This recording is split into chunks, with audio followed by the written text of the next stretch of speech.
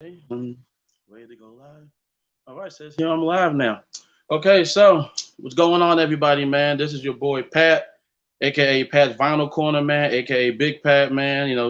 Back to the Patrick Cox podcast, man. I haven't done one in a very long time, man. I don't think I've done an episode in like shit, man, like 4 years, I think. So this is like the grand return of my podcast.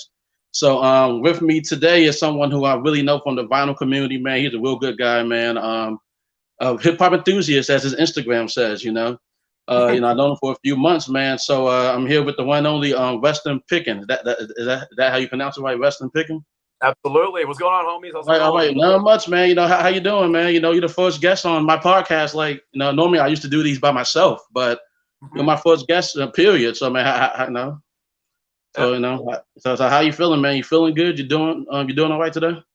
Yeah, man. Another day in paradise. It's all that matters, man. How you doing? Yeah, I'm doing good, man. I can't complain, man. Like I've been really wanting to get this podcast, back on the ground. I've been teasing it back for years, but I've just been lazy, man. I've been bullshitting, dog. Because like podcasting to me now is like it's really hard to do it by yourself. When you're talking in a microphone by yourself for like an hour or two, there's no fun in that. Like you feel like you're not really doing anything. You're not really getting nothing accomplished, really.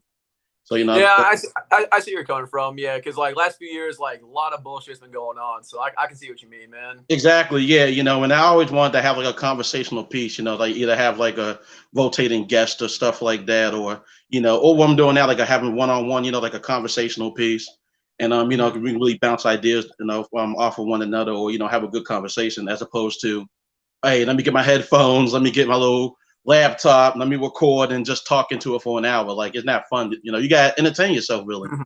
So I agree with you. I don't know how some of those people can do it out there. Like they be talking for like hours on, and just be them. And I'm just like, man, I don't get it. I don't know either. Like I really don't. Like I mean, after a while, like you don't get bored. You know what I'm saying? Like you don't look at that shit like, damn man, I talked about sports or I talked about an album for like an hour long by myself. Like it's not really as entertaining as me talking to you or talking to a group of people, like, or a podcast out there that have like, a group of people, like it's like 3 or 4 more people. Like it's definitely more engaging like that. Yeah, because I remember when I first discovered your channel, like that was when I first started posting. I was like, I'm gonna try, spread love to other community, or other people in the community and stuff. Like I ran across your page because it was actually your birthday, because it was Yeah. I think it was yet another vinyl page like posted happy birthday about you, and I was like, saw like your old videos. You were making like 30 to 40-minute videos reviewing albums and quick rants and stuff. I mean, I actually watched every single second. I had the time to do that. But, yeah, anytime, man. But I can just imagine like after a while, it just gets a little like mind numbing and stuff like that. Yeah, it does. It does. Like it definitely does. And really what's been going on with me now is I've decided to really go more like the 1 minute route, post like 1 minute videos, like just a quick first listen, because some albums, I'm not gonna lie, like if I'm playing like the Kendrick album that came out this year or a Lupe album, those albums need like a lot of listens. Like you need to listen to it thoroughly, like inside and out. Like even if you get the idea of it or you get the concept of it, you might still be missing something. So when I do my first listen reviews, it's mostly just talking about the sound, the overall aesthetic, rapping, vocals, shit like that. Or if there's any lyrical content there that I pick up as I'm listening during that first listen, I'll discuss it. But it's definitely not like a thorough, hey man, it's my 5th listen, I'm gonna give my quick 1 minute review. No, it's not that at all. Like yeah, no, I've really been enjoying those 1 minute reviews. Like, yeah, because I remember you did the first few of them. That was when like Peace Flag came out and all that stuff. And yeah, I've really been enjoying those. I mean, you give like your honest opinion, and I may not agree. Like, I didn't agree with the DJ Premier EP. You just thought it was okay, but and I thought it was pretty good. But at the same time, we all can't have the same opinions. You know what I mean? Like, right. I mean, yeah, and really with okay, it's like that's more into the line of like, pretty good or even good, but it's like there's nothing like I would say that's quote unquote like, objectively bad about it.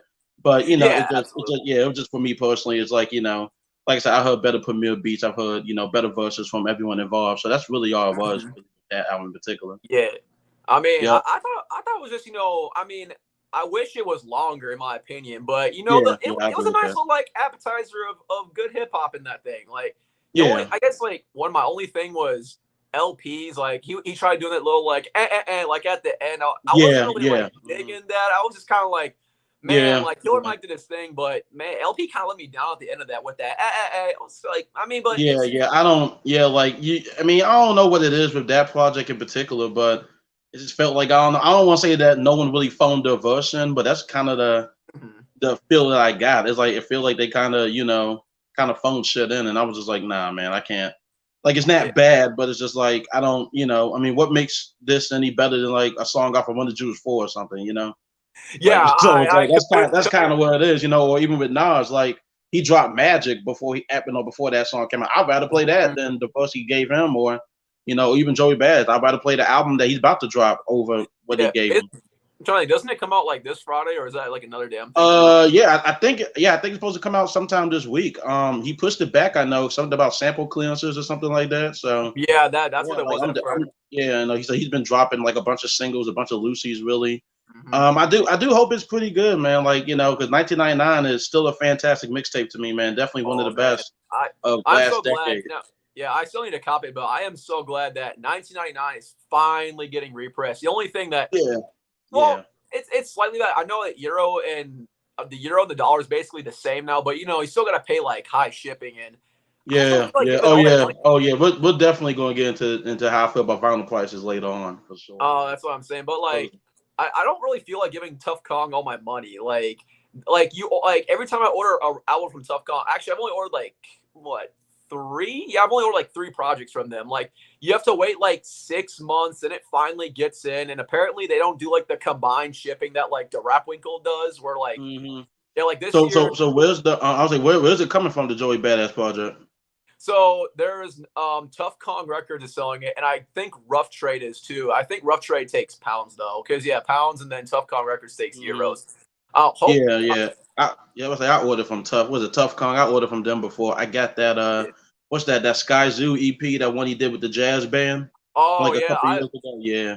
Yeah, I was thinking about getting that, but I kind of slept on it. But that was when I first started collecting. But I still got what's it? All the Brilliant Things, which to me was a huge sleeper album for last year. And I actually, so it was during Black Friday last year. Every vinyl was only like $15, and I was like, Retropolitan? Of course I'm taking that. It's like exactly. Yeah, hell yeah. A couple years ago, man, it was crazy. So I guess I wanted to ask your first question. So you call yourself a hip hop enthusiast. So when did you get into hip hop? What was your first earliest memory of rap, or what was the first album you ever listened to or purchased? Pretty much just your journey into this hip hop thing, man. How did it start for you? So it was actually around 2010. So I think I was in 3rd or 4th grade, and I was living in Washington State at the time before I moved back to North Dakota, which is where I was born at. And I was just getting sick and tired of all the same old songs that radios play and stuff. And I don't remember how I got into it, but I think I was watching football highlight videos because I'm a diehard Minnesota Vikings fan. Right.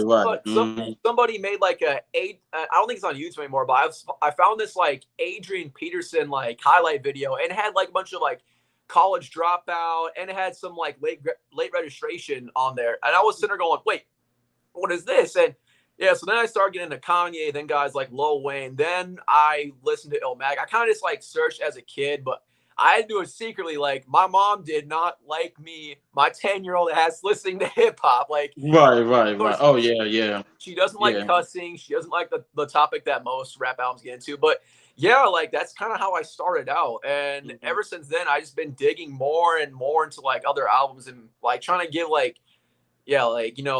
other artists, especially ones that I got put onto this year. I love showing love to the scene.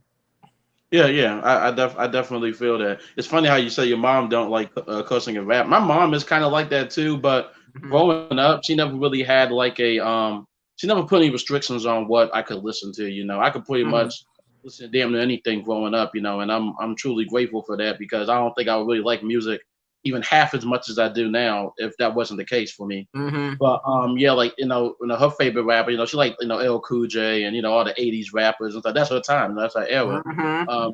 MC Lyte, she loved MC Lyte, so that's definitely another one. Salt and Pepper, a lot of women that was rapping during that time. But I think for me, I guess if I wanted to get on top of my earliest example of hip hop, I want to say I think I was about maybe 4 or 5. I think when I first heard rap, man. I think that's when the So I'm 25 now. So I want to say when I was 4, the Blueprint I think came out, and I remember songs off of that album. Me as a kid, songs like Izzo and You Don't Know. I don't know why, but my radio station played You Don't Know like it was fucking crazy, like throughout. So I heard that song a lot, and Ricard's Dropout. See, I never played the album when it came out, of course, in '04, but I do remember the singles. Through the Wire. I think that was my earliest memory of hearing Kanye. Oh man, and today that's still my favorite Kanye song.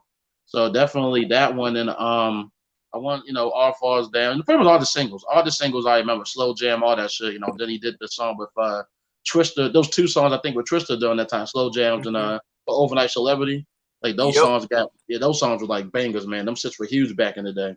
Oh yeah, College Dropout has many classic bangers on there. Many classic bangers. Yeah. College Dropout. It's a hip hop classic, man. Simple as that. Probably one of my favorite debuts, in music, really. Oh yeah, no, it outdoes many, bangers that Rap Caviar and all these trash playlists that Apple be giving out nowadays. I wish I could just make my own playlist and spread it to more people through Apple and Spotify, because Rap Caviar, they're just failing people at this point. Oh yeah. The playlists haven't really been good, because I don't really make playlists like that. So when people talk about playlists, it's I made a couple, just to get people I've been listening to mostly. But yeah, I'm not really a playlist guy. I think I've always been an album guy. I put the album on and I just listen to it. That's why I love the record format, because it forces you to listen to the whole thing. Basically, if you don't like a song, I mean, you can get up and change it, but who wants to do that? I agree with you. I mean, to me, I would only make a playlist for the good occasion. For example, I'm going to the gym and I need a playlist of tracks that keep me going. That is a perfect example for a playlist. And yeah, back in the day, I had a couple playlists that I would use to go to the gym. Just listen, one of them just had current trap beats, but then during times where I did not want to listen to trap, because I'm gonna be honest with you, trap has been getting a little boring to me over the past few years. I would strictly listen to hardcore hip hop, that boom bap stuff. Get some exactly. You got dudes really rapping and stuff like that. Yeah, I feel that. Ghostface Killah, Supreme Clientele, Raekwon's Only Built for Cuban Links, stuff that people nowadays just somehow have not listened to when it comes to hip hop wise. All they've listened to is guys like Drake and Lil Baby and stuff. And then I'll be playing Wu-Tang Clan and they're sitting there what kind of trash is this? I'm like, trash? What are you talking about, man? Right. Yeah, man. Yeah, exactly, man. I can't wait to. I don't know if you know, I'm going to see Nas and Wu-Tang in September, man. So I can't wait to hear some of those songs live. I hope you have a lot of fun. Thanks, man. Because he's my favorite rapper, so he's been on my bucket list of I gotta see this guy, man. He's getting up in age, so it's best to see them now. And Wu-Tang Clan, they up their age too. I mean, most of them dudes 50 now, so it's let me go ahead and see these guys, before it's too late. We already lost ODB. I was too young to go to a Wu-Tang show back when he was with the group, and I think if I'm not mistaken, he was having problems with the group up to his death, anyways. He wasn't really. I know on the W, I don't think he was really on that album. If he did, I think he said something, but he didn't have a verse, and I don't think he was on Iron Flag at all. So it's crazy. So yeah, I was let me see these guys, man, because you don't know. With hip hop legends lately, man, they've been dropping like flies these last 5-10 years, man. I agree. Yeah. It's very unfortunate. Yeah, and I'm actually gonna see Pusha T in Orlando this upcoming October. I'm super excited for that. I saw him back when Daytona came out. He came out to Maryland, so. Yeah, man. It was definitely a great show. Definitely one of my favorite shows. Yeah, I just can't wait to see the atmosphere and people that actually dig at hip hop. Listen to the lyrics definitely for the content. Oh yeah, man. You might see some former drug dealers in there, man. I swore I saw some when I saw them. I was like, man, these dudes must have either never flipped cocaine in their life or they did that shit at one point, or they probably still doing it currently, man. It was a good show though. They had all the jewelry on, man. They sold out for that Pusha T show, man. It was a great show though. No, I'm expecting that. Compared to crowds like Rolling Loud, I definitely know the type of crowd that's going to be at this Pusha T show, and I'm very excited for that because I know they definitely, like I said earlier, I know they're going to actually be into the music and they actually mess with Pusha T, which is one thing that I'm going to really enjoy about this crowd when they go there. Oh yeah, definitely. So yeah, so you said that so again, what was the first album you said you listened to? You said it was Illmatic, right? Was that the first one you got into? That was Oh. one of the first ones that I got into. That Mhm. 808s and Heartbreak, which it's not the best Kanye album, but it's definitely his Yeah. most influential compared to how like the mainstream scene is today. It Yeah, I basically agree with changed hip that. hop for better or for worse. Mhm. Yeah, yeah. I think even when I did my Kanye's ranking, I don't know if you saw that video, but I Mm-hmm. pretty much said with 808s. I think I like that album, like the idea of it more than the execution. Like the idea of it, I think is a fantastic. I think it was fantastic, like a fantastic idea. Just the execution is just it has some great songs, it has some decent songs, then it has some shit. I'm like, nah, man, I can't listen to this. I'm sorry. Like I respect it, but I just can't do it. So yeah, I definitely feel you with 808s and Heartbreak. Yeah, But some tracks definitely did not age for me as the years go by, but there's still some mhm. pretty enjoyable ones on there. You know, like Love Yeah, Haunts yeah, Town. yeah. Of course, Amazing is gonna be great on there. Yep. Yeah, exactly. I can't really be mad at anyone that picks that as a favorite Kanye album. Like it makes sense. It's not like it's a bad Mm-hmm. record or anything. Yeah. Yeah, I was like, yeah, my first rap album actually. A lot of people don't even know this. My first rap album was DMX, and then there was X Man. Like my mom shockingly had that CD. I'm surprised she had that, but she has that. She had that CD. I played it one day, and I was like, man, like who? Like DMX. Like I fuck with this guy, man. Like Oh, man. and I'm playing this at like third, fourth grade, like fifth grade. I shouldn't have to be playing though DMX at 8, 10 years old, but yeah, man, I put that shit on, man. I was like, dang, man, I really fuck with this album. And I know a lot of people don't really like it. That was his more like commercial outing. That's his best. That was his best selling record.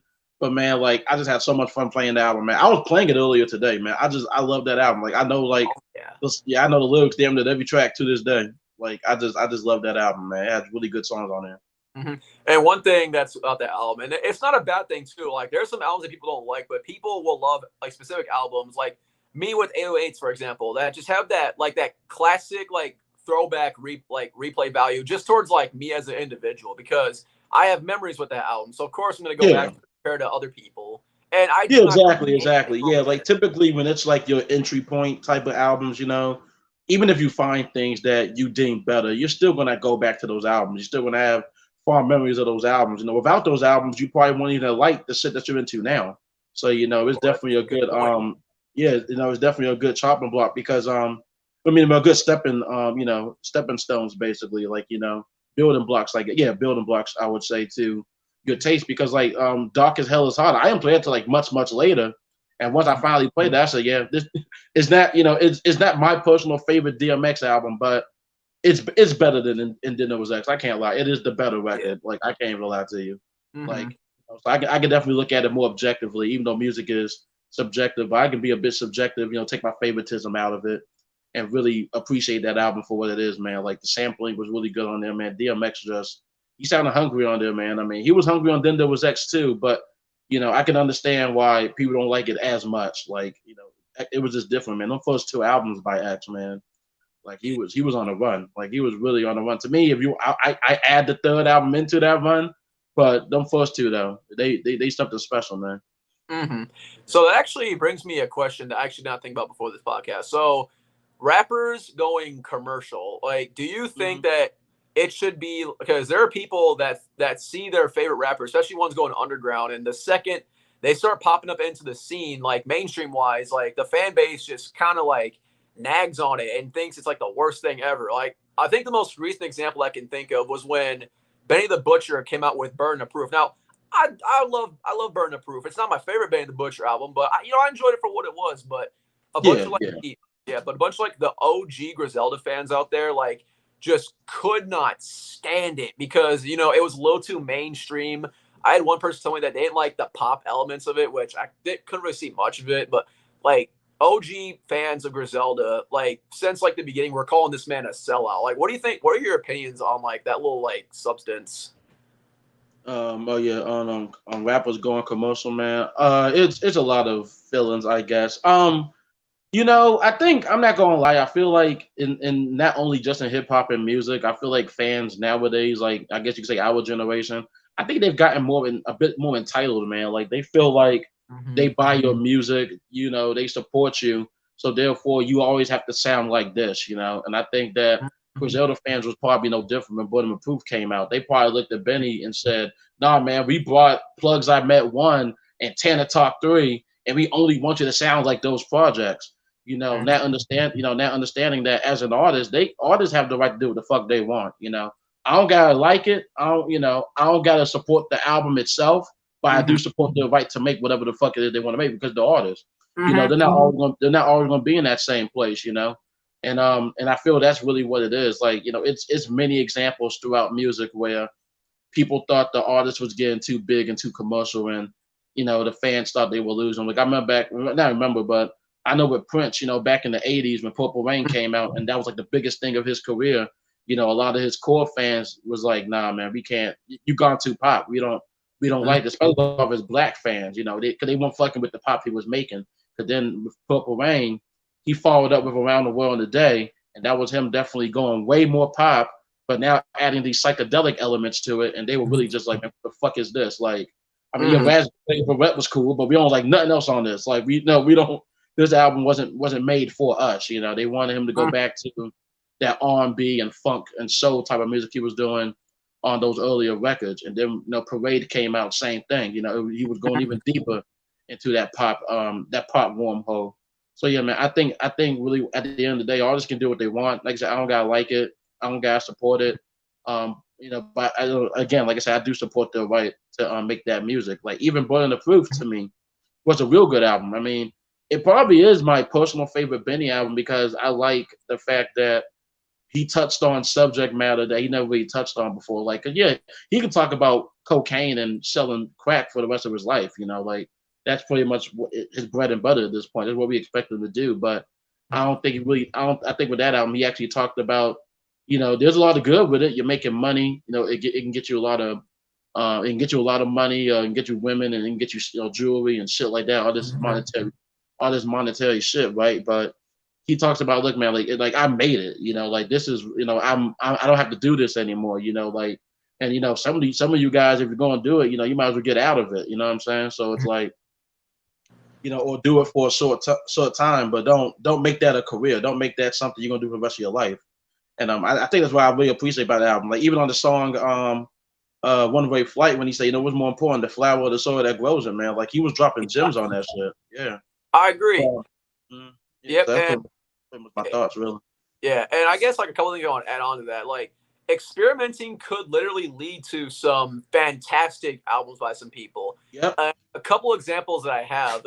Well, Tyler, the Creator, of course, we all know he was like the edgy high school kid when it came to Goblin, Wolf, and Cherry Bomb. But then the second he experimented with a different scenery and basically with the person that he is today, then we got albums like Flower Boy, Igor, and then recently, Call Me If You Get Lost. And they're basically the best 3 albums of this man's career to most people. I still enjoy his older stuff. I mean, it's probably not as like, great, especially Goblin. Half of that album did not really age well for me up to this point. But experimenting could lead to great things. And another example, which this is like the prime for me, what is Danny Brown. Because back in the day, he popped with, Triple X and is it Old, the project before Atrocity Exhibition? I think it's called Old. I never played that one. Yeah, you're right. I need to get into that. So it's made what I remember, I haven't listened to it in like a year or so, but it was like half club sounding bangers and half like usual slow drug talks that Danny Brown usually does. But then out of nowhere, he just decided to change up his entire rhetoric on Atrocity Exhibition. And that album, I remember that shit came out, man. I fucking loved that album when it came out. Well, I will say, to me, like, at first I was like, I thought it was decent, but now after like every listen and then seeing the big picture of it, he's taking you in like a very dark mind of drug abuse and stuff that happens to him, and it just takes you into his mind. It's a fucking masterpiece to me because of the way it just paints that picture in your head while you're listening to the story of the project. Yeah, I definitely feel that. Yeah, I did like the experimental edge on the album because it kind of had even like punk elements too. I think on a couple of songs. Oh, there was definitely some punk in there.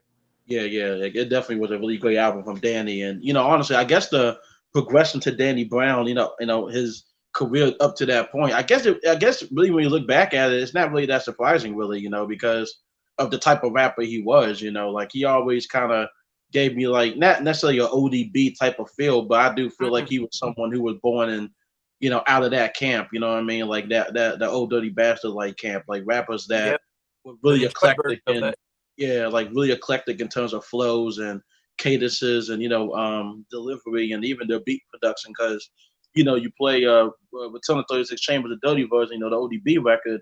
RZA's production on that album was not the same as it was on Iron Man, Liquid Sword, to Cow, or even Cuban Links. It was definitely the more left field sounding for him. So Rich really is a testament to show how great RZA was as a producer during that time, because he was able to give a sound to he was able to give a sound to all these different guys. And I do think that Danny Brown really took from, I would say maybe more so the second ODB album than the first, because that one was really well. I mean, he was doing some singing shit on there, like the Nigga Please record. Yeah, the second one, he was doing a lot of different like singing on that one, weird off kilter singing, a lot of left field beats here and there. I think Neptunes did a couple songs for him on that album, and just a whole lot of weird left field shit. Like I think Danny Brown took that type of sound and really added it to his career. Like when I hear Atrocity Exhibition, he's doing kind of similar stuff. Of course, not the same thing, He ain't doing no R&B ballads on there. Like he ain't doing a wild shit like that. But they said like Ain't It Funny? Like I remember I first heard that song, I was like, dog, what the fuck is going on? Like I love this song, but this shit sounds like a wild ass like acid trip. Like it's ridiculous. I'm trying. I think my first Danny Brown track was legit radio song. At first, I was like, "What's wrong with this man's voice?" But then, I kept listening to the lyrics, and then he was saying like shit about the current music, like they only care about first week sales. Which, like, fast forward today, last year was literally, oh my god, Certified Lover Boy had more first week sales than Donna did, and I was sitting there going like, who the fuck cares? Like, if you really care about first week sales, you need to like reevaluate yourself on looking towards music, because if first week sales were to determine like projects and stuff, a lot would be wrong. I think one point is if first week sales determined greatest of albums, Revival is Eminem's greatest album, and that's not a good picture to look at, honestly. It's not. That is indeed true. Yeah. Hell, Vanilla Ice is like one of the best rappers ever. Then, cause that to the extreme, man. That shit sold a lot of copies, I know.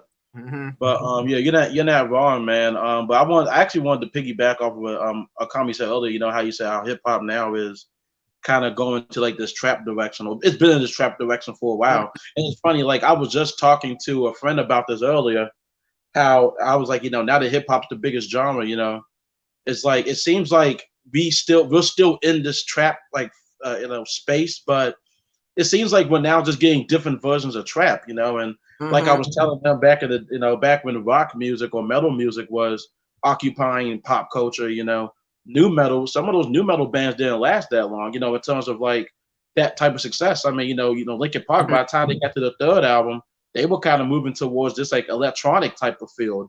And even Deftones, after White Pony, they were mixing it up every album. They went alternative, So I was going to ask you, like, why do you think that trap music now is like why do you think that it's still in like, I guess is that is the apex of hip hop in terms of mainstream? Like, why do you think that we've went from Waka Flocka, The Future, to Migos, to Young Thug, to Playboy Cardi, and they all don't sound the same, but it's not, you know what I mean? Like, I guess like, why would you think that's the case? Like, it's not really that much different, I guess. I agree.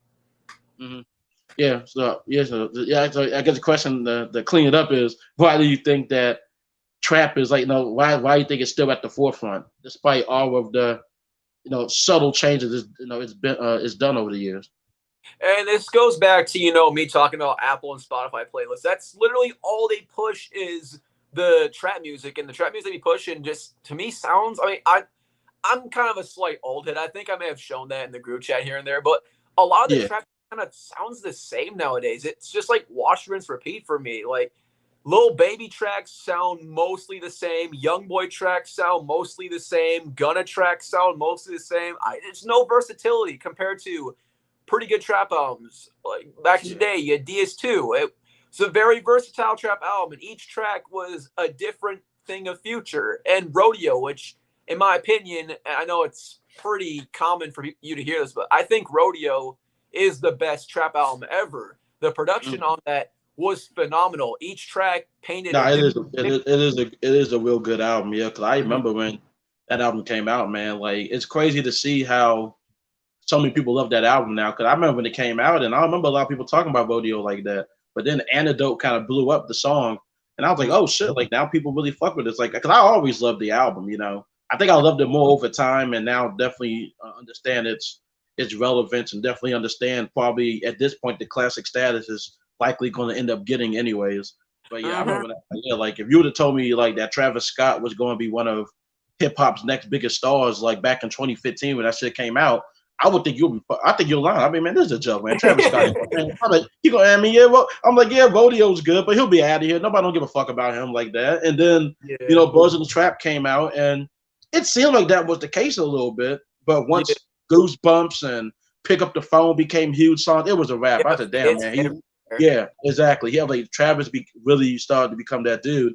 And Astro World only further proved that because Sicko Mode was fucking, and I love that song. It got overplayed though, but that was my shit when it came out. Yeah, for me, though, Sicko Mode kind of got a little too overplayed. I remember I had the album when it first came out. I literally did Sicko Mode from like the album, so I would listen to it without Sicko Mode because that was back in the day when I'm trying to think. It was either Sicko Mode or Mo Bamba. I just got completely sick of it. Yeah, I remember that song. Jesus Christ. Yeah. I was never a fan of Mo Bamba to begin with, but Sicko Mode, yeah, I vibe with it until it got way too overplayed. Then I just deleted it. And I was like, all right, time for Astro Thunder. Can't Say. Yeah. Oh yeah. That Astro World. Yeah, I don't think it touches Rodeo, but I will say it has some really good deep cuts on there. The deep cuts, the ones that are good are really good. Yeah, Astro. I mean, I remember they were saying Astro World was like the Bohemian Rhapsody of trap music. I said, oh, here we go. I mean, not Astro World, but Sicko Mode. I mean, yeah, like they saying that was like the Bohemian Rhapsody of trap music. I said, here we go, man. But this fucking, like, I get it, but come on, like, are you serious? Like, y'all made it sound like he was doing boom bap, and then he did some like lo-fi rap, like, and then doing the switch up. Like, come on, guys, like, come on, y'all need to relax. It's not that deep. It's like I get it, but no. I mean, there were a few lo-fi, like Coffee Bean was like a pretty chillax lo-fi, type of trap or track. And, I mean, it still hits today. If I'm just trying to relax, I'll definitely turn on the Coffee Bean with some other relaxing tracks. Oh, Coffee Bean, yeah, that song was really dope. Yeah, I feel like that. I see how different it was compared to the other songs on the album. Yeah, that and Astro Thunder, I thought was pretty different too. Which, in my opinion, I always thought was the best track on the album, just for like it's very like soothing atmosphere, and like the end when it just has that dun dun dun dun dun. Yeah, it feels like that shit was good, man. Oh yeah, man. Yeah, I definitely like Astro World, man. Like it's not Rodeo. I probably would put it over Buzz in the Trap Symbic Night. Me personally, I'll probably put it over that. And then I'll probably have Buzz at number 3. We're talking like his main albums. Yeah, I remember when Travis came out with the Days Before Rodeo mixtape. I remember, I was getting my hair cut at my cousin's barbershop at the time, and a dude I went to school with, he put me on to Travis. That's how I even really heard about it. A couple people did, and it was that, and it was and my first job working at Domino's, a guy was playing it. It was nobody. It was kind of late at night on a weekday, and we ain't flipping no pieces. We ain't doing shit. So he put it on.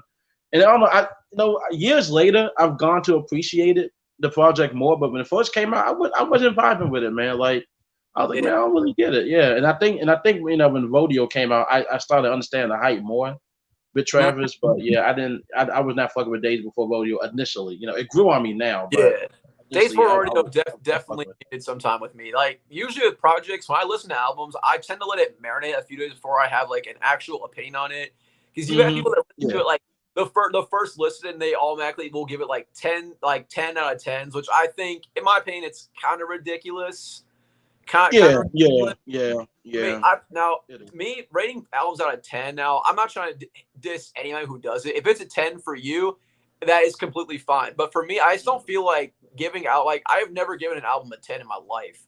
Because I just want to give out a fair, I'm not trying to be biased when it comes to albums, I want to give it that fair rating that it deserves. Like you said, earlier when this thing started, putting your biases aside, I tend to do that a lot. Oh yeah. I mean, I used to give 10s, back when I scored and stuff. But you know what? I've noticed that numerical scores have gotten really like it's arbitrary, you know, like it doesn't like what really is a 10 out of 10? What did that really mean? You know, like you know, what is a 6.4 out of 5 or some shit or out of 10? Like it doesn't really mean anything, man, at the end of the day. Yeah, you know, it's really agree. about, you know, like me saying a 10 is no, I mean, well, for me personally, me saying a 10 is no different than me saying, damn, this album's fucking exquisite, man. You need to go listen to it. You need to go buy it. You need to go stream it or whatever, you know, listen to this any way you can. You know, and that's really when I stopped scoring. I was like, what's even the point? Because and then people argue with the score more than your thoughts on the album. They say, but how can you give this a 7? I'm like, so I thought a 7 is a pretty positive score, but to some people, a 7 might as well be like a 2. You know, like what's even the point? Yeah, they get heated, man. Like I remember when Fantano gave Damn a 7, people were just on this man's ass, and I'm like, well, first off, it's his opinion, but second off, getting a 7 from Fantano standards is actually pretty good. Like it is, yeah, it is. I mean? But see, I think what killed it was when he gave the Lil Pump project a 7 as well. Oh, and now, I forgot about that. So in their mind, they feel like you're now saying Damn is as good as this, which even though from what I remember when Fantano was talking about his score, rating system, is really about his enjoyment. So what he pretty much was saying is he enjoys these albums about the same. And if that's really just what it boils down to, then I don't see what the problem is. He can't. For sure. Yeah, like he enjoyed it. Both he enjoyed it the same for different reasons. I mean, Kendrick Lamar and Lil Pump are 2 different artists. So, you know, granted, you know, Lil Pump starting his 7 probably feels better than a Kendrick 7 because you know Pimp Butterfly got a 10, you know, recently, and I think Untitled Unmastered got like an 8, I think. Or something got like that.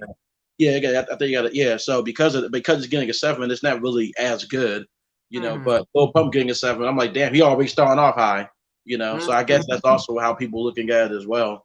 And that's when I really noticed how arbitrary scores are. I'm like, I mean, we're really arguing over a fucking score. We're arguing. I know. I mean, yeah, like we're not talking about the album. Like I don't think Fantano would say in no way, shape, or form that the Lil Pump project is a better project than Damn, you know. Yeah, but he did say he enjoys both about the same. So, I mean, his opinion, man, you know.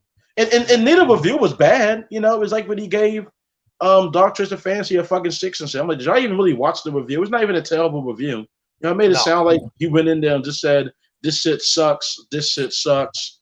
This one song's pretty good. This song's great, but all this other shit, throw this shit away, 6 out of 10. Like, no, it's not. Yeah, it's not what happened. Like he actually gave a really detailed and thorough review. Like the only thing I can say is sometimes I feel his scores don't match his feelings, I guess. Well, no, his score don't really match his feelings. Like sometimes the way he talks about an album, he sounds way more positive than the 6 out of 10 he gave. Sometimes I'm like, okay, well. Yeah, I was gonna say like sometimes he be speaking like this album just like this project just like saved his life, and then he gives it like a fucking 7 out of 10. Oh my god, I be noticing that shit. Like damn, okay, tough credit, you know. Or like the Makami review and Pray for Hate dropped last year, like. I swear, this man sounded like he wanted to give it something lower than a 7, but he just could not. Which, I mean, Makami is definitely not for everybody. I wasn't huge in Makami when I first discovered him in like 2016. But then over time, you know, I really decided, I sat there and I was like, okay, you really just need to listen to the lyricism and all that kind of stuff. The production may be so-so at times, but dig for the lyrics because that's literally what his music is. That's why he doesn't put his lyrics on like Apple or just anywhere on the internet. You have to literally listen, decipher it, and just get the message from what he's trying to tell you.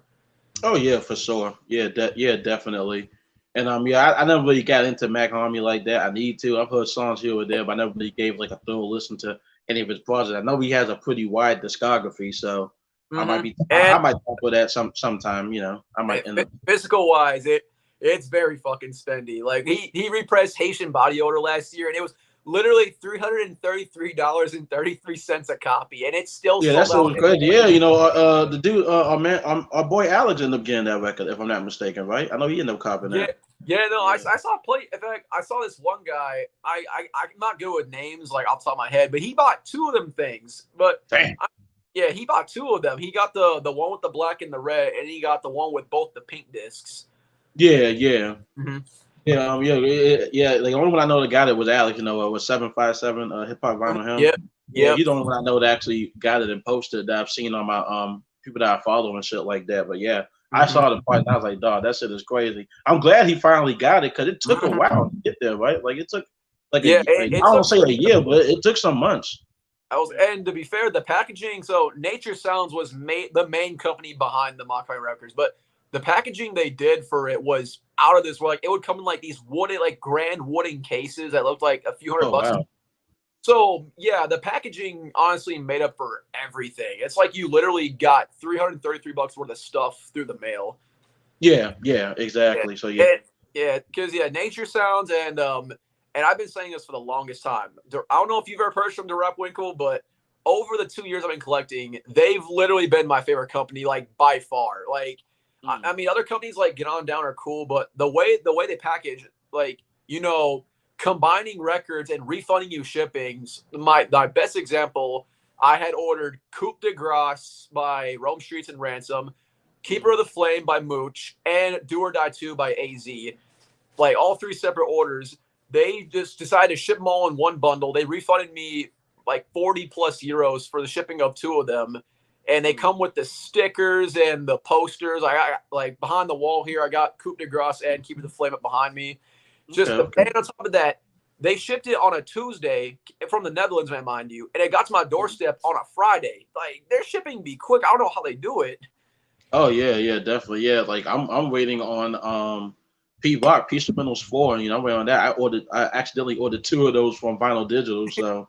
But the crazy part is, I think it's 2 presses. I know there's a splatter, which I was thinking about getting it until I actually saw the picture. It looks kind of terrible to me. It's like a nylon or like light green and purple. I'm like, this looks disgusting. I'm sorry, I can't. I mean, it don't look like it.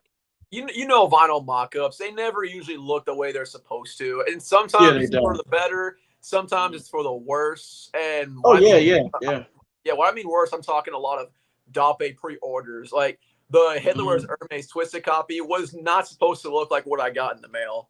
Oh yeah, for sure. It looked like some fucking starfish. No, I'm not hating, of course, but the actual picture was supposed to be like, it was supposed to look like stripes of like black tan, and in reality I got this little fucking starfish thing. Yeah, exactly. Yeah. Nas, the Magic record was like that too when I got it. Like I was expecting more white, but it was like gray, black, and maybe a couple of other colors and shit. I'm just like, dog, like this is. I mean, where's the white at? I was expecting a bit more, but okay, it sounded good. So I actually opened mine yesterday because I picked it up when I came home super late on Monday, but I didn't spin it till the day after. And I was like, it's just mostly like a gray record. It doesn't look like that black white like little.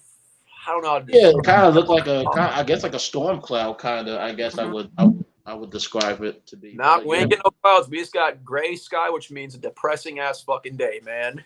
Yeah, exactly. But to your point, it did still sound good though. Yeah, it did sound solid, and I guess that really all that matters at the end of the day. So yes, I was going to ask you. So you say you started collecting records in 2020. So what made you want to get into vinyl, or and have you listen to like other formats? Like how did you start? Did you start with like streaming, or did you start with CDs and stuff like that, or downloading music? Like how did it start for you? Yeah, so of course I did get in. I just basically streamed my entire life up until around 2020. And then of course, pandemic hit. I was just like, bored on my mind. I just played all my stuff. I watched a lot of YouTube videos, and I was like, I need to do something. And I don't know what happened, but I walked into a random FYE and I saw it was Flower Boy by Tyler the Creator. I just bought it because I was thinking, this would be a cool collector's item for me to have. But then I actually opened it and I was like, you know what? Maybe I could probably get into this. So my little town that I live in right now, and funny thing is, this new apartment I'm moving to, the record store legit is actually across the street from me. I can just literally walk there and get whatever I want. But I did search stuff on Google, and I was like, I'll just walk into here. And then I got me Rodeo. I thought it was just the coolest thing ever. Then I bought Yay by, the Kanye album Yay, that little 7-track one, which I think is mad underrated. I got it because I was like, this actually is cool collecting these physicals. Then I actually bought a player and I started spinning it. And when I first spun Yay, I was like, I think I found myself a hobby that I really might enjoy. And then I just kept buying. And once it was my birthday and my wife asked me what I wanted, I had her take me to the store and she said, you can get what you want. I didn't want to take advantage of her, so I just grabbed like 2 records, and she said, no, I know you want more. Then I grabbed 2 more, and she said, no, get you some more. So I walked out the store with like eight records. I was like, you sure, honey? It might. She's like, I don't care. It's your birthday. So walk out the store with the records. Bandana, I know, was one of them. I had a couple Denzel Curry records in there. Okay. Yeah, I think Matt Vildy was in there too, but either or, yeah, that's basically how I got into it. It was a curiosity thing during a time when people were getting bored of doing the same thing over and over again, and over time, I just really enjoyed it. Right. That's good, man. You know, I'm definitely glad that you got into the vinyl journey. You know what I'm saying? You know, I've been buying records for a while now. My first record was my uncle gave me his original copy of Michael Jackson's Off the Wall, and that just started for me. You know, and I kind of started with I started with CDs. You know, my mom had a decent CD collection, so I would play whatever she had in the house. You know, with a mix of like pop and a little bit of rock here and there, some R&B, funk. So you know, all the good stuff. And like as for me, before I really started buying physicals, I bought a few CDs here and there. Like I bought Dr. Dre's Compton one time CD. I had a Prince Dirty Mind on a CD as well. So but mostly I got my music mostly by downloading. You know, like that. I was downloading music for years, man. I was definitely a fiend when it came to that because I didn't really have a CD player at the time, or buying physical. That was during the time where more people would rather steal music than actually support the artist, and buy CDs and stuff. Yeah, like I feel like nowadays you see more people pushing buying physicals and shit like that. But back in like 2011, 2012, that was not the case for me in high school. Being a high school kid, take care. I'm gonna just download that. Good Kid, Mad City. All right, let me check out this Kendrick guy. Let me download that. Dat Piff, and that was back when mixtapes was still hot. So Dat Piff, I download. Yeah, I download all them fucking mixtapes, man. A lot of shit. Dat Piff back in the day for me when Fly God never used to be on streaming services and a bunch of currency projects, Covert Coop, and I think Dat Piff was the stuff back in the day. Man. Yeah, I actually still used it just a little bit in 2020, only because a few albums that were not on streaming service back in the day were not put on streaming services literally on 2020. Like Fly God got put on streaming services on Christmas Day. Future one day just decided to drop all his old mixtapes like Beast Mode, Purple Rain, which is one of my favorites. I know Monster got put on there too. Yep, it did. Yep. Yeah, exactly, man. So how many I guess we can now get into the vinyl portion of the podcast, man. So how many records you say you have in your collection thus far? I think I actually surpassed 200 the other day. Oh, that's good, man. That's good. Yeah. So like, is this something that you want to keep doing in sense of like, like I know some people, once they like run out of space, they're like just done or whatever the case may be. And other people might be like, nah, I want a small collection, something minimal, like my top 100 or top 50 albums of all time. I just want that on vinyl. And that's it. Like, so like, are you trying to kind of continue going or? I mean, it may not be smart. Actually, it's probably smarter to invest in vinyl than it is in cryptocurrency at this point. Stocks are for sure. Down, and vinyls are, they just keep going up in value. Like good example. Yeah, it's getting crazy now. Yeah, for sure. Yeah, a good example I think the best example, my collection wise. So last year, it was like March 2021. I drove all the way to Pensacola, Florida. It's like an hour from where I live, and we just wanted to check the record store there. And I bought Oxymoron by Schoolboy Q, and this store had records for cheap. I bought it for like $18.99. Yeah, that's how much the thing. It's like double LP, Yeah. And nowadays you search Discogs, and people are selling it for like $200 minimum. I had one follower when I posted it back in the day. Was like, how much did you get it for? I was like, I bought it at my local store for $18.99. He's like, they've gone up. I was like, they have? Search Discogs? And I was like, well, shit. Oh my God. Yeah, hey, look, man, it's crazy. One record, I know, I forgot his name, but dude that's selling the Wale record, I forgot his name, and that's in the group chat with us. And they're selling for like $150 and shit. And I remember I got the what's his name? It's Cure for something. I forgot that man's name. I don't want to be disrespectful because sometimes we just have that blank in our head. Yeah, exactly. But I know he's selling attention deficit for like $150, and I'm like, Jesus Christ, man! I got that record surprisingly for $50 one time, and that's how I ended up getting it. I got it came bundled with a Kanye bootleg, I was like, well, shit, $50, for 2 records versus paying $150 for one. I don't really want the other one, but hell, even $50 just for this one Wale record is basically a fucking steal. So yeah, of course I'm gonna buy it. So I bought it. I ended up selling the Kanye bootleg. It was like his beat tape or whatever like that. Wasn't really interested to hear that. So I ended up selling that off or trading that in or whatever.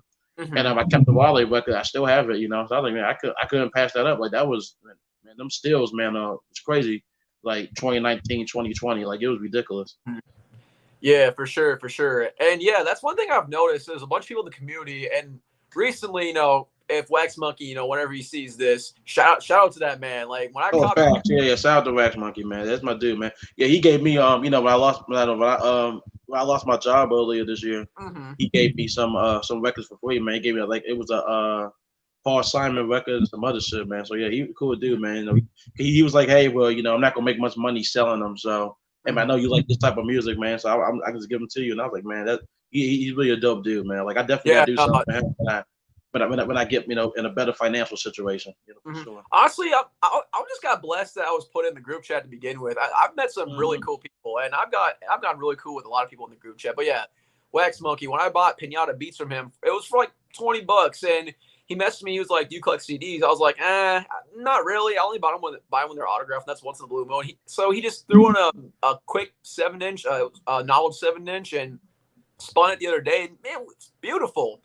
Absolutely. Oh yeah, man. Yeah. And the stickers he threw in too were just like yeah. The stickers are dope, man. I love the stickers. I don't really keep stickers like that, so I let my sister have them. I know she likes stickers and stuff like that. So I know she sells stuff. So I told her, hey man, put them stickers in there, man. Just keep passing it along, Just giving them to me. So I like to keep passing it along, man.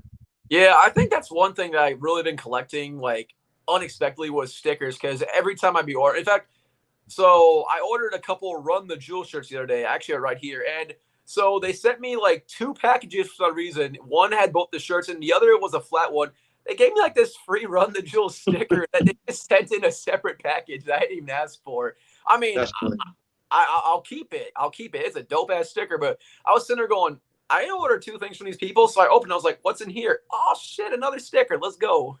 Right. So are you gonna be like on type of people that put their stickers on the lids of the turntables, or you just what do you do with the stickers? I just kind of keep them in like a little stack. I don't want to like stick them because you stick them, then you try to like take them off, and it just like ruins it. I have some pretty dope stickers. I think the dopest one was when Heavy Is the Head, the Big Ghost limited album he did with Ransom last year.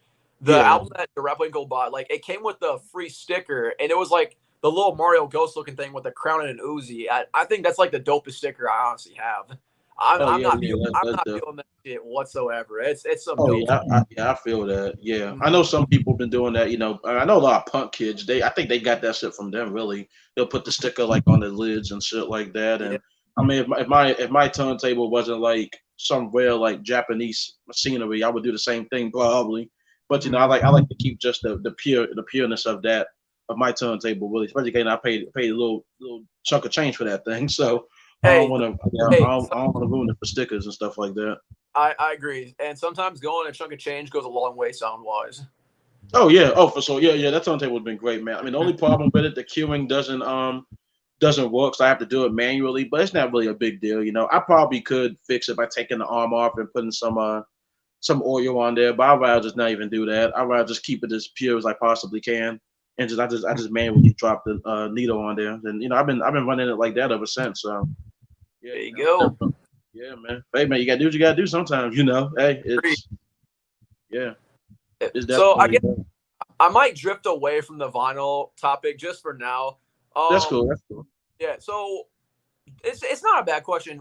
Do you have some artists that you've been put onto this year and like you like really mess with? Like for me, I have a couple, but before I wasn't going to ask you. But no, you go ahead. You can go ahead and go first, man. There's a couple artists you've been listening to. Okay, so the 2 artists that I've really rocked with this year. So number 1 for me is Mooch. The second, I listened to Keeper of the Flame. I just got instantly hooked with this guy, and everyone's like, he's just another West Side Gun guy. But for me, like, I've listened to Gun long enough. I just don't hear West Side Gun. He flows differently.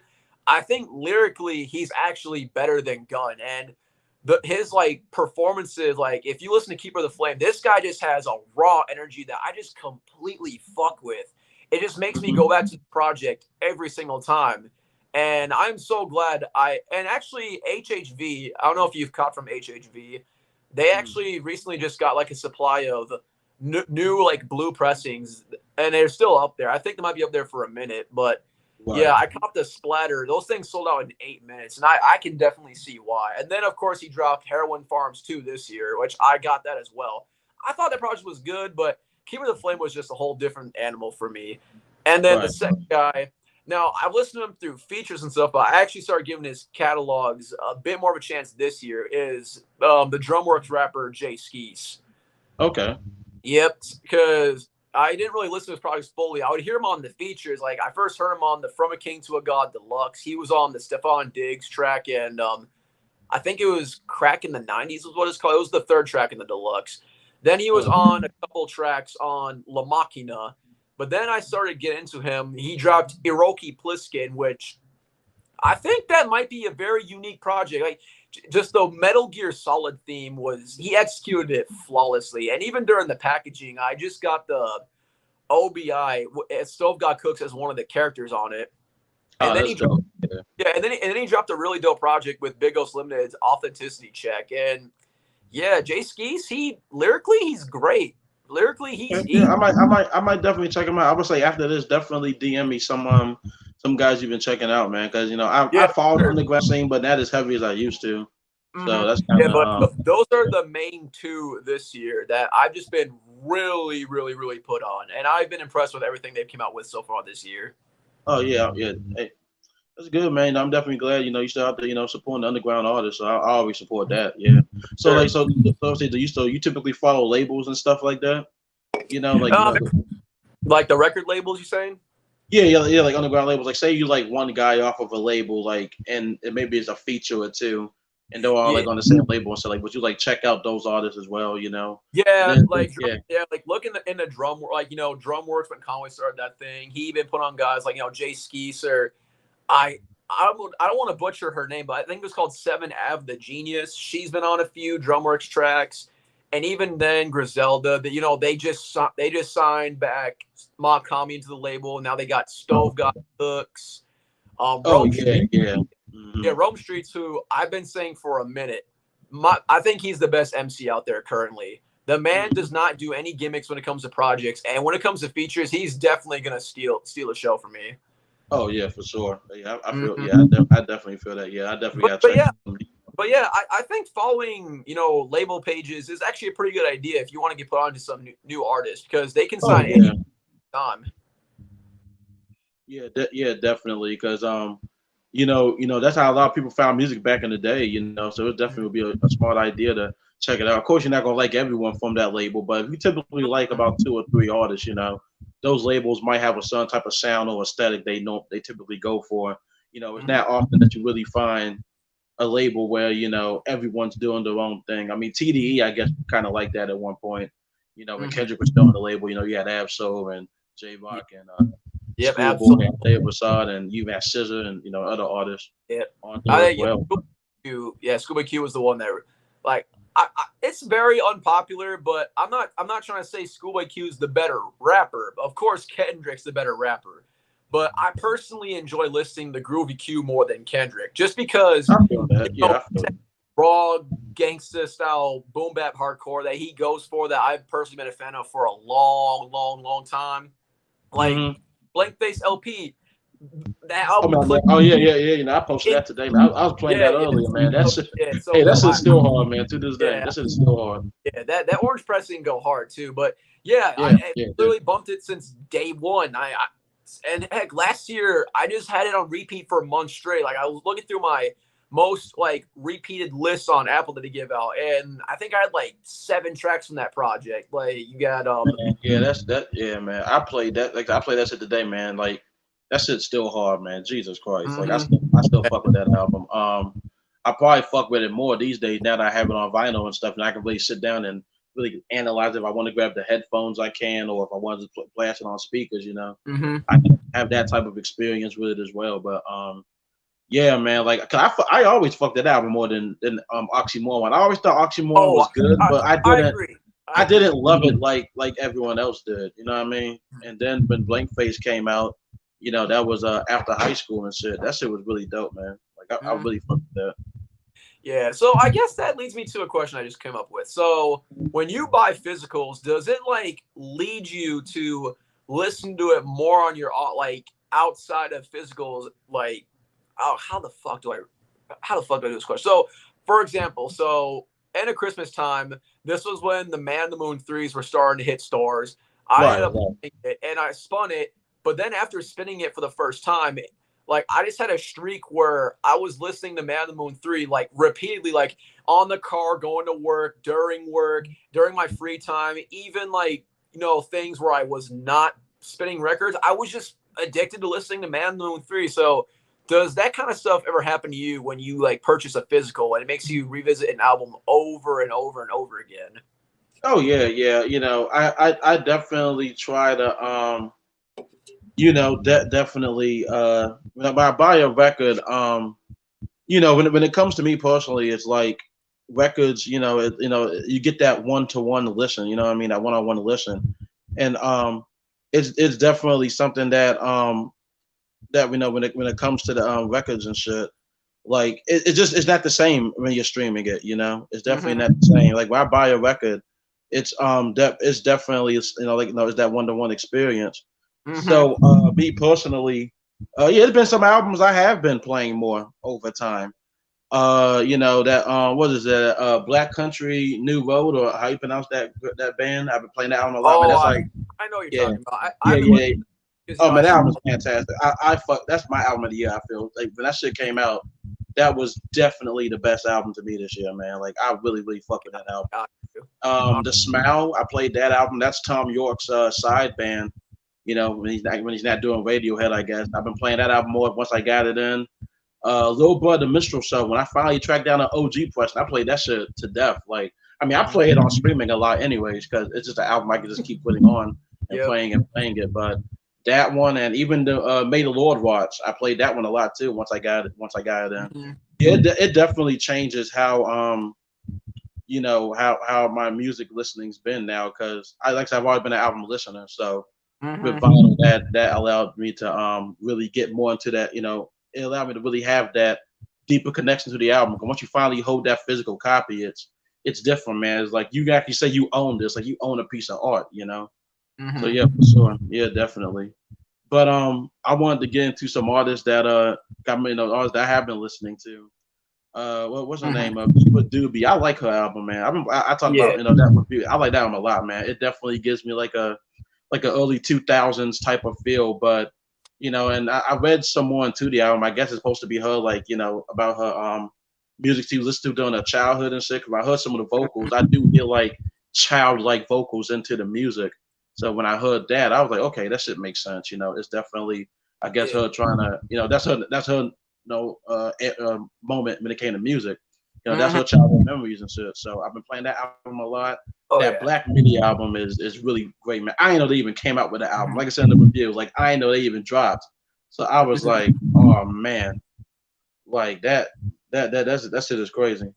Like I really fuck with that album as well. Like, it's really chaotic. Oh, that's one thing I love. Like finding out, oh wait, this person dropped a single album or EP or whatever, and then you listen to it and you're like, man, I really love this, but I feel guilty for just being late about this. I think for sure. Yeah, the most recent example for me was when DJ Mug's been releasing a few singles here and there throughout the past few months, but recently, oh, excuse me for a second. All right. Oh, you good? Yeah, so, like he recently dropped a single with Freddie Gibbs and Scarface, and I kind of listened to it a little down the road, like a few days after it released, and I was sitting there going, shit, I really fuck with this. And then I found out, oh, hey, look, he's selling 7 inches of this. $50 fucking dollars, man. Man, oh, that's God, yeah. The price has been the same, dog. Like, he's been overcharging way before inflation was even on the plate. But yeah, I was sitting there going, $50 for a 7-inch? Come on, DJ Muggs, you're like losing me on that. Oh, it was for a 7-inch. Oh yeah, that's okay. That's That's how robbery. I mean, I know 7 inches can go for a lot now, you know, in the resale market. If that's your thing, that's one thing. But retail being that or the initial. That's bullshit. I'm sorry. Yeah, like I remember, like it's like, yeah, boy, Larry sent it through the group chat, and I clicked into it, and I was like, Larry, did you pay $50 for a 7-inch? And he was like, wait, it was 7 inches. I'm like, hey, do you buy it? I mean, I'm not judging, but and he's like, no. I'm like, okay, good for you, man. Your wallet lives to breathe another day. Yeah, that's terrible. Yeah, Yeah, that's definitely insane. I was gonna say, so how do you feel about the prices in vinyl now, man? Like, as you know, records been going up, labels been increasing prices on shit. Like I know Universal went up like what, like $10 on things, and I'll say, how do you feel about it, man? Because I mean, records are pushing like $50, $60, but I mean, I told everyone that was about to happen. Everyone nobody didn't want to hear me, but I tell people. You did a topic video on that too about inflation hitting the vinyl market, and I mean, I had an idea was coming, but once my boy Stinger sent that thing through the YouTube video explaining the vinyl prices, I was like, shit, I knew this day was coming. That just makes me so thankful that I copped the projects that I wanted to cop that are not hard to find. Like, it's Pimp Butterfly, Mad Villainy, a lot of the Kanye albums. I am so glad I copped those at the time that I did. And, sure. Yeah, and others too. Like Shadow Without a Doubt by Freddie Gibbs is another one. Like I just bought it. Was like, hey, look, a Freddie Gibbs project that I really mess with. And nowadays you can't find it anywhere. And if you want to buy it resale wise, oh yeah, it's $200 fucking. Like, man, yeah, man. It's two Freddie projects I regret not buying when I had the chance to. One is definitely Fetty. I could have just bought that. I could have bought that for just $60 and just said, okay, fine, take the $20-$40 L. It'll be worth it in the end. And I could have just had that, record store day. I could have got it that year. And I was like, no, man, I ain't doing that shit, man. I ain't paying $60. I'll get it in time. And shit, was I wrong? So I was like, if I can buy it, I'm gonna just get it. Every record store day. That's been my mentality now. And the other one was You Only Live Twice. That one. Oh my God. That one I could have got at a show. I could have got that at a show for $40. And I was like, man, if I had the money or okay, I could have just took it home, man. Yeah, man, I would have been living on a gold mine. Because that's good luck trying to get that one. That projects like that makes me wish that I started collecting a lot earlier than 2020. There's a lot of albums by my favorite artist been listening to for a minute. Freddie Gibbs. Oh, especially Westside Gunn, because damn well. Yeah, Westside. It's almost criminal what he does at this point. Yeah, well, it's kind of like an art perspective, and back in the day, his fan base was really to a minimum, so that's why he only pressed 300 copies at most. I think Hitler Wears Hermes 2 only had 300 in total. It was somewhere around that. Fly God barely had any of them, but again, his fan base was not anywhere near as large as it is today. That's why Hitler Wears Hermes, both of them had over 3,000 fucking pressings. I just wish that Dape had a better system because their Bandcamp is ass. And when you try to call these people out for it, they just be on the most butthurt shit ever. I forgot who it was, but I saw this man's story. He wasn't able to cop on the last Dape drop because, of course, you go to the sea of the fucking choppy waters and you're just sitting there going, either it's still in my car or some fucking asshole just took that shit out of my car. You know what I mean? And it's fucked I know. So he went to the comment section. He said, you guys need to come up with a better system because, let's be honest, it's been known for a while. They do. And they just said fucking see you later in the comments and blocked his ass. What a bunch of butthurt ass motherfuckers. I can see why.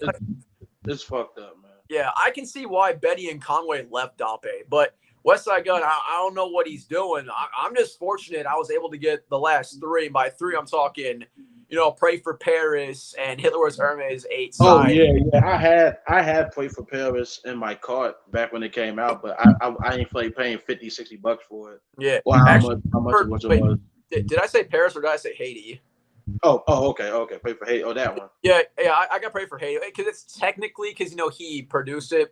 Oh man, Pray for Paris. I wish. See, I think I would have got just the cocaine white. I mean, that wasn't the one I wanted. I forgot which one I wanted. I think it was either the 3-striped one or the gold one. I think I wanted, and it was just crazy, man. It was ridiculous.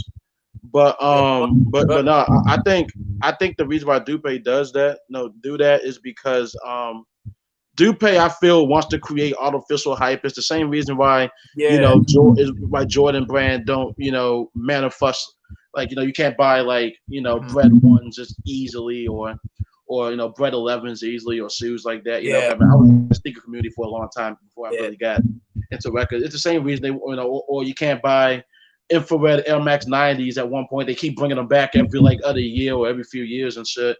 They're just trying to create artificial hype, man. They want it to. They don't want this. Yeah. Yeah, basically it's a fucking hype beast brand at this point. And you have people out there, which, I mean, hey, you want to flex off your fucking, because I've seen people out there, like, they have, like, almost every single fucking Dape drop known to man. Even the shitty ones, like fucking Sonny Jim. I don't know if you listen to him. I would not recommend it. But they have everything. And I actually saw this one account. He has all OBIs, like almost all of them. And I was sitting there going, how the fuck did you manage to accomplish this shit? And if they see you with the bootlegs, they be like basically crucifying you. It's like, well, I don't got $2,000 to pay for Fly God on Discogs. Like, I'll just stick with this $30 bootleg that I found, which I still need to get. But yeah, man, it's just crazy with the hype beast mentality over these Dape records out there. I mean, it's terrible. Yeah, no, if you have them, like, good for you. I'm very happy for you. But just don't be trying to cram the hype beast mentality down our throats. It's just we're just trying to just enjoy records, And, and I remember, yeah, exactly. And I was like, I don't mind the different limited pressings and different colors and schemes they want to do and shit. But like, I feel there's always like a standard black press just for the people that just want the album. They don't really care about the colors, or they know they're not going to get it because it's limited. They just want the album, And I feel like that's always be an option for no matter what label you're on or stuff like that. They should be able to mass produce that. If everybody want the last the Side A and Side B albums that West Side did, they should be able to have them. They should be able to obtain them easily, as opposed to making. Yeah, because they even make the standard black like limited press. I'm like, why? Like, why is that even limited? That don't even make sense to me. Because everyone is hype beat. They're gonna go for the colored ones anyways, and you got like they did like what 8 to 10 of them for every for Side A and Side B. So why not just make it to where it's like, all right, if they want to argue and fight and fuss over those records, then fine. Me, I'll take my standard black because I don't feel like waiting for that shit anyway. I'm probably not going to get it. Let me get my standard black, add that to my cart. You still get your money. I get my record, and there you go. Yeah, Eric. I guess on that topic, so you have the people, and this isn't just Dape. This goes for like basically any label out there. They'll buy like multiples of a record, either whether it's for flipping or trading or whatever. To me, I see pros, well, slight pros, but cons for like a lot of people. The slight pros, you can make some decent money off of it. I mean, dirty, but it's whatever. Or people like to buy multiples, but they'll keep them on standby to trade with somebody. Which now that I can rock with, like. Right. I think it was. I don't know if you follow Matt Vinyl Hunter. He's basically like the king of. I might have, yeah. That dude is basically like the king of collecting underground hip hop vinyl. Like that dude cops everything. Like he be copping like 10 copies. It seems like. Now, I mean, he puts in the good use. He puts in good use, of course. But he like was selling a bunch of them. I don't know why, but he had a pretty decent list going and. I want to see if because he had a copy of Boss Sauce from Mooch, and I saw I asked for the price of it, and I think it was like 130 something pounds plus shipping. Yeah, dang.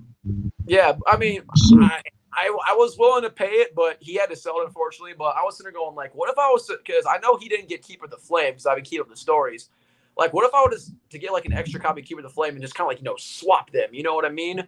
Like I think that's good, but the con definitely, and this is the one that stands out. The people that weren't able to get a copy get completely fucked over because some dickhead wanted to flip fucking 20 copies of Pray for Flipping shit is crazy. And now that vinyl prices are going up, I don't think we're going to be seeing much flipping if they can continue to rise because who the fuck is going to try and pay $100 for a record really, unless it's like limited and stuff like that. Like if it's a general mass produced record that they can just get anytime, why the fuck would they even pay those type of prices and stuff? And that's going to be the thing. I mean, because records now, like I said, they're pushing $60, with shipping at this point. So, like I said, the bubble's definitely going to bust, man, and it might end up being a good thing because if we hold out on that buying records and shit, price is going to have to go down because they're just going to be sitting on all this shipment of shit that they pay money for that shit to get pressed, so they're going to be sitting on this shipment of records that's not getting pushed out because the prices are ridiculous, and I think that's going to cause flippers to leave too because they're not going to sit there and buy a $80 record and try to flip it for $120. That's insane. Nobody. That'd be a terrible investment. So I think. Yeah, but that's why like you have some sites like I know Get On Down does this a few times where they'll say like you can only cop like this amount of pressings per like customer, and I think there are several shops out there that definitely need to start doing that kind of shit because you don't need to be buying 10 damn copies. Let the people that actually want the copy just, I only get one. I never usually get multiple. The only time I've ever bought multiple was to get the special edition of Pinata for the RSD last year. But again, I just wanted one of them. I just wanted one, because, I really fuck with Pinata. Yeah. It's like 4 of those now, isn't it? 3 or 4 of them, I think. Yeah, actually, well, there is 4 because there's Pinata. They did like a Pinata Deluxe, which is super hard to find. They did like a 1974 edition for 2020, and then they did the 84 edition for 2021. I didn't get the 74, but I got the 84, which it sounds. I actually think it sounds a lot better than the standard one, and the cover definitely is pretty good. I thought the cover's beautiful. Yeah, I remember seeing those. Yeah, that shit is definitely dope. So I was going to say how you said your wife, that one year for your birthday, she bought you a bunch of records. How does it feel having a significant other that is into the hobby? Because I know a lot of people that have girlfriends and wives, they probably would look at this and just be like, man, you're just hoarding. Like, what's the point? You can't listen to stuff like that. So how does it feel having a significant other that understands your love and passion for collecting? Yeah, no, at first she thought it was, oh man, you're just spending money on this. I'm like, I mean, you got some points, but I mean, I don't know. I just love the hobby way too much, but she like respects that. But at the same time, I don't really go too overboard. There have been a few drops that I've considered copying, but I missed out on. But at the same time, now I look back at it, I'm glad. I think like I wanted to cop the Eddie Kane project, but nowadays I still don't like do it anymore. Like, so me buying it just wouldn't really been much for me because I don't really listen to anymore. Like Keeper of the Flame, as I was saying earlier. But I was really buy it. But nowadays I'm like, I'm actually glad I didn't cop it. I mean, nothing against Eddie Kane. I think Eddie Kane's dope, but probably just doesn't mix well with me compared to others that were released this year. Yeah.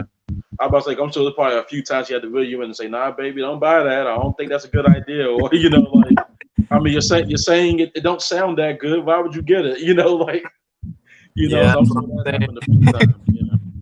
But I mean, that definitely is a good thing. Yeah, and I guess another question. So, what are your thoughts on just people who, and this goes for literally all physicals, whether it's tapes or CDs, they'll put the stuff, and limited man, mind you, on pre-order before the actual project comes out. Me, I am not the biggest fan of this. I've only done it one time, and that was the Plugs I Met too. But then, like, I remember after copying it, I was like, wait a minute, what if the Plugs I Met too? Now, thankfully, it wasn't. What if the project is kind of ass, in my opinion? Now I have this record that I paid for. Now I don't want to really spin the fucking thing because I thought the project was shit. Like I said, thankfully, it wasn't. Right. But people have gone after me. They're like, you didn't buy it. I'm like, well, the album didn't fucking come out. I haven't listened to a second of it. Why would I buy this shit? Right, I haven't fucking listened to it. Yeah, exactly. I guess what I can say is, I mean, I do it sometimes depending on who the artist is. Like, if Kendrick would have had the pre-order before the album came out, I probably would have got it anyway because I'm just a Kendrick fan like that. Same thing with Nas. If Magic would have happened, luckily it happened months after it came out, but.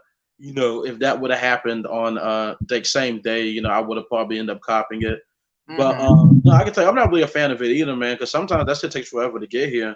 And, that's like the main thing. And two, I mean, considering how prices are right now, you're paying. That's a gamble right now. Like, you're taking a gamble on a $50-$60 record that you might not even like that, regardless if you like the artist. It probably won't even fucking matter. Because then, I'll be seeing a lot of people blindly buy records now. With a couple people. It was one person on Instagram I know, and I'm not gonna put her name out there, Yeah. But she bought the Harry Styles record, and she was like, "Well, I'm a Harry Styles fan. I like the last one." You know, so I ended up buying the Target exclusive, and I played the record, and I didn't really like it that much. And I'm just like, I'm like, why the fuck did you buy it? This is like a this is like a $40 record, right? Yeah. Like, why did you buy this shit? Not even hearing the album first. Like you can, you can download it for free. It's on YouTube for free. There's so many various different streaming services now. I'm not giving no artist my fucking money until I play it first. I'm sorry. Yeah, Yeah. That's been my mentality basically ever since I purchased the plugs I met too. And the thing that also sucks too is, by the time the album comes out and you decide if you like it or not, you're gonna go back and it's more than likely basically gone at this point. The only time I've gotten lucky was when I don't know, have you listened to Elucid off of Armand Hammer? Oh no, I haven't. Nope, I haven't. Oh, okay, the Armand Hammer. I played what's the one with the kid cover on there? Yeah, I played that one. Yeah, that one's really. I'm mad I didn't get that. I heard prices aren't too bad on that, so I might snack it. I might try to. Yeah, I got the I guess what people like to call the PETA friendly, the Alk Records cover where it's the palm tree, which it still sounds pretty good. But that's what I'm saying. Like Elucid was releasing a like just himself.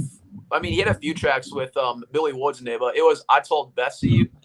And of course, that one came out this year, right? And I think he had it on pre-order like a month before the album came out, and I was sitting there going, "Shit!" And I had a talk with, I think it was, I don't know if you follow Plastic Disc. I mean, I don't know if he's gonna watch this, but shout out to your boy Plastic Disc, man.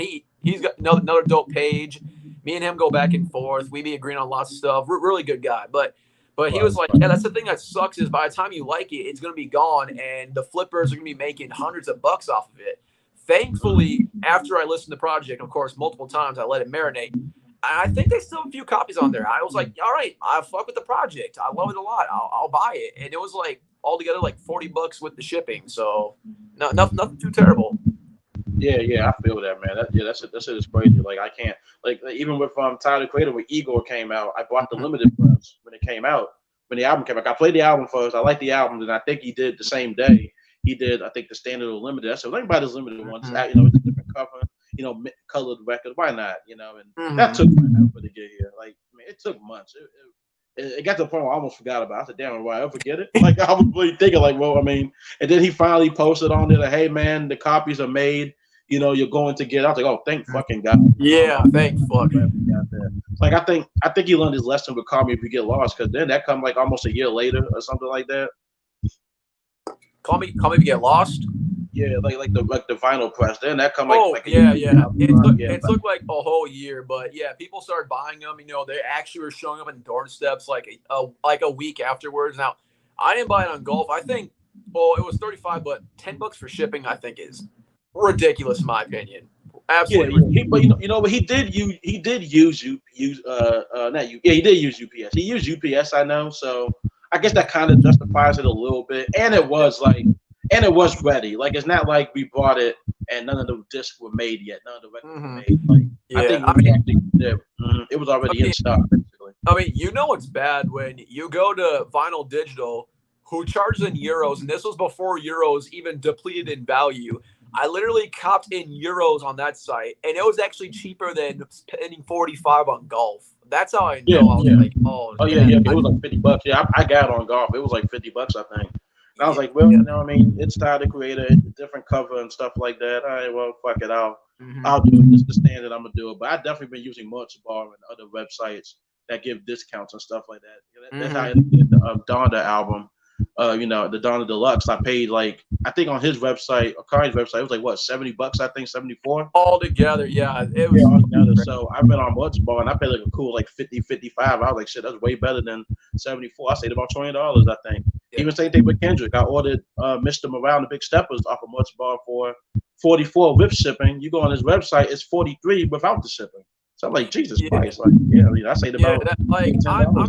I'm definitely waiting, and I guess that's another good question. So what pressings of projects are you waiting for the future? For me, the three I can come up with in particular, of course, Miss Brown, the Big Steppers. I'm waiting for Target to get their copies to go there. And same goes with the Silk Sonic album. It's supposed to be in store shelves. I Yeah, but, yeah. Did you get the standard or you got the one with Love's Train? Because I love that cover. So I haven't bought a single one. I'm waiting for it to hit the store shelves for me to go. Okay, yeah. I don't know if the website exclusive will hit sales. I mean, if it do, that'd be dope. Yeah. But I doubt it. So I had to cop that one because I love that cover of that song.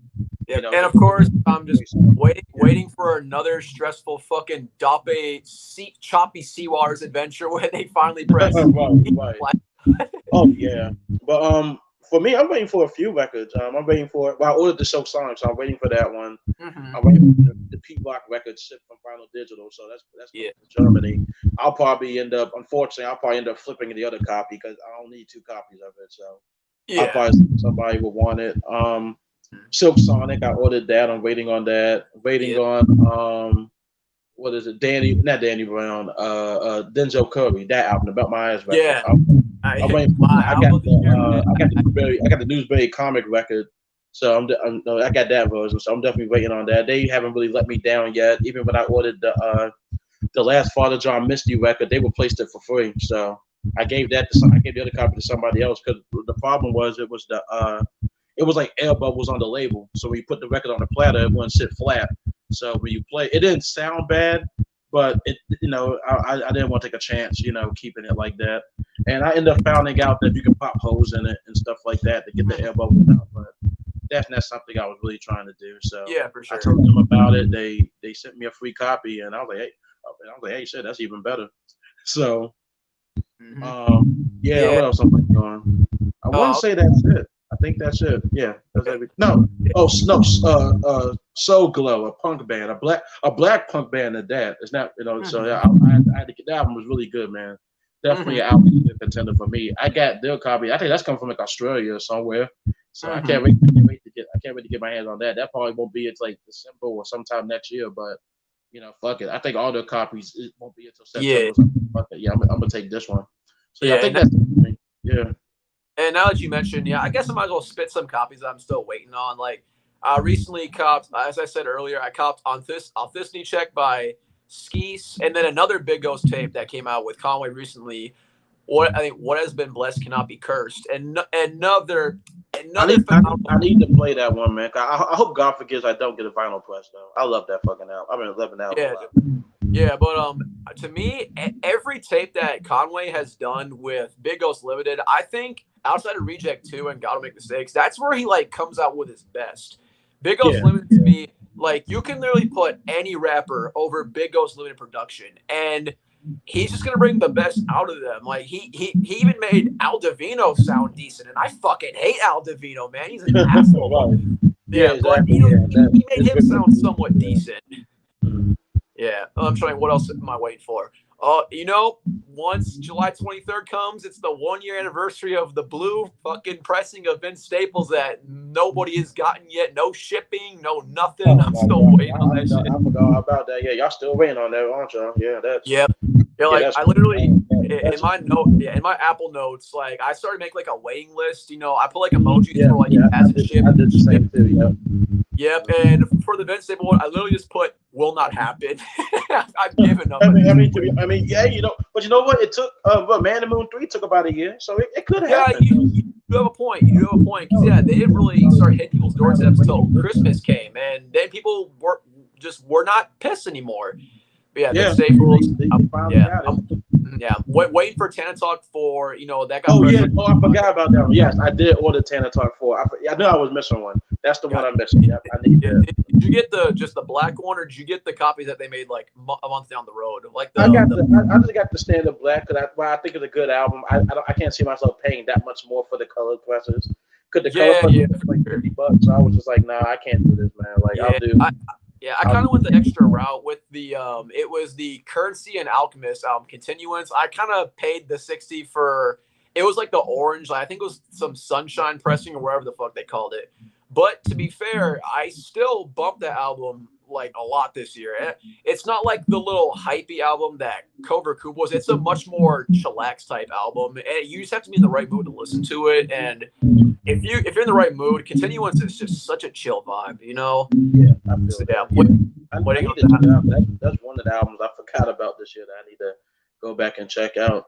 So yeah, I was going to go ahead and wrap this up, but before I do, I mean, Okay. one question I wanted no, I wanted you to answer for people that could stumble across the podcast or video or whatnot. So what are some tips that you would like to give to anyone that want to start a record collection right now? With inflation and stuff like that, just what would you like to tell people that's like, oh, I want to get into vinyl. I don't know what gear to pick out, or records. Just all Yeah. that shit.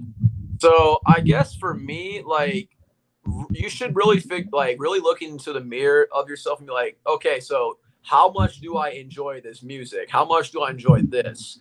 Because it's one of those things where if you want to get into a hobby, because you have people that try to get into hobbies and then they kind of quit afterwards. You have to think like, will this lead me down the road? Now, for me, vinyl, because of my love for hip hop and a little bit of R&B, it literally drove me, because I enjoy the genre of hip hop personally, to keep on buying more. But will you be the same type of person? To me, it just all comes down to, you just have to kind of just evaluate yourself and be like, now with all these factors in hand, will this like be a hobby that I can really get into?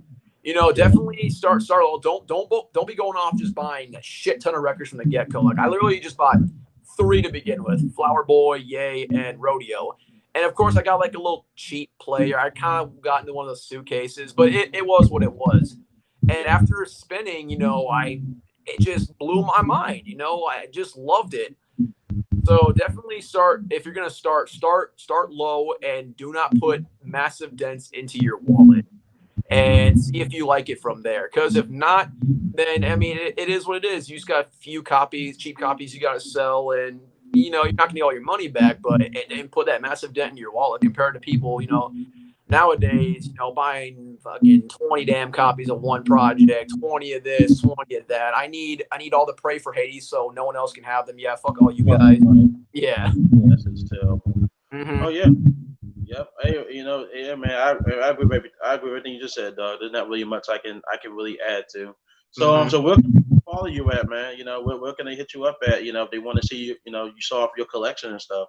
Like, wait, can you ask the question again? Mine kind of cut off for a second. Oh no, it's all good. Yeah, I was saying, so where can people follow you, man? Where you be showing off your collection and shit? Like, where do you normally be posting at? I didn't really stay on IG. I don't really branch out into all the social medias. Like, I'm not on TikTok. I've never gotten on TikTok.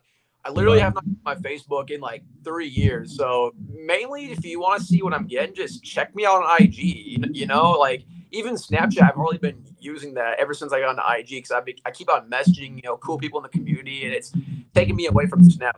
It was mainly just IG. You see the name on the bottom. That's literally the best way you can find me right now. It's it's literally the picture of Pray for Haiti is the icon picture, but it's gonna change soon. I actually messaged Gavin from the group chat. He's gonna do some artwork for me in the future. Yeah. So that'll definitely switch up, but for now it's Pray for Haiti. Okay, cool. So yeah, man, I think this will be the end of the Patrick Cox podcast, man. Weston Picken, man. I'm glad you were my first guest. Like, hey, man, I was honored to be your first guest, man. This was super dope, and I hope we can do more in the future, man. Oh, definitely, yeah, for sure. I plan on having more guests in the future, man. I definitely want to keep this going. Get back into the swing of things. Like I said, it's been a while, so hell yeah, first time in a very long time. So I appreciate the fact that you could come on, and it was a great conversation. I had a lot of fun myself. Mm-hmm. Yeah, this was really fun. Like I said, I appreciate you taking the time to just chat with me about things about vinyl, this community, hip hop. Yeah, that's like literally drives me to keep on doing what I'm doing. And yeah, exactly. Yeah, for sure, man. So yeah, guys, that concludes the Patrick Cox podcast, man. As you can say, you can follow Weston Picken on IG. I put his at name in the description, so you go below there. You can click on that. Go to Instagram or to go to IG and type it in. So yeah, man. So that's what we're doing. All right, man. I'll see you around. All right, see you, homie. All right.